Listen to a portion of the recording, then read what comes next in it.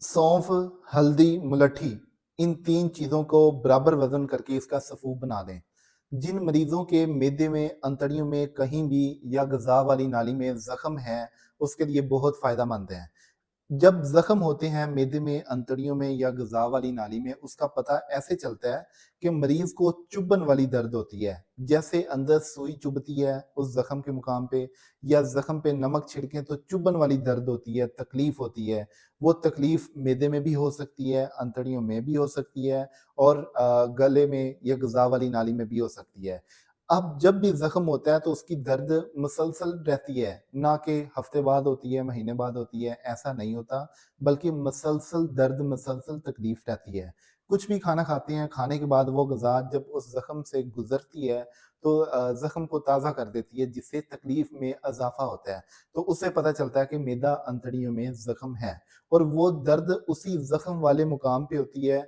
ऐसा नहीं है कि आज इधर हो रही है, थोड़ी देर बाद इधर से हट के दूसरी तरफ हो रही है और थोड़ी देर बाद ऊपर हो रही है और ऊपर हो रही है, ऐसे नहीं होती।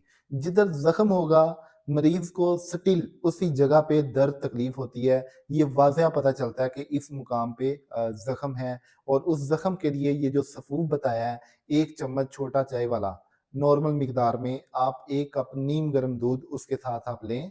इंशाअल्लाह ज़ख्म बिल्कुल ठीक होते जाएँगे और मैदे में, सीने में होने वाली जलन ठीक होती जाएगी और मरीज़ नॉर्मल हो जाएगा। लेकिन याद रहे कि मरीज़ को कब्ज़ का प्रॉब्लम नहीं होना चाहिए, मरीज़ को गैस का प्रॉब्लम नहीं होना चाहिए, मरीज़ को बॉडी में और कोई भी प्रॉब्लम ना हो तो फिर ये इलाज एक गारंटी शुदा है।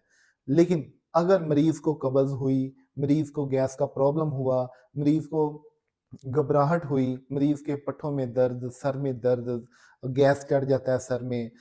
इसके अलावा मरीज़ को और बहुत सारे प्रॉब्लम हैं कि कोई भी चीज़ फ़ायदा नहीं देती, कोई भी ग़िज़ा फ़ायदा नहीं देती, तो तब मरीज़ इस नुस्खे का इस्तेमाल ना करे, बल्कि कोई अच्छा हर्बलिस्ट उसके पास हो, वहाँ जाके मुआयना करवा के तबीयत के मुताबिक दवाई ले।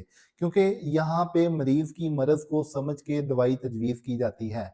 अगर आप ये अच्छे से अच्छा टोटका इस्तेमाल कर लेते हैं, तो ये भी नुकसान दे सकता है।